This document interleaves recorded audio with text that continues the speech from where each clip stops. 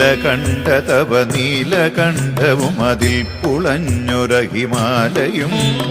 ഭൂതിശോഭ വഴിയും കരങ്ങളിൽ ഢമഢമാരവകടും തുടി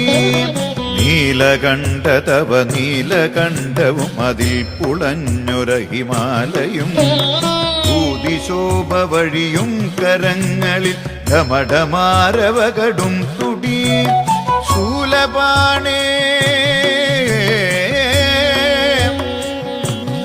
ശംഭോ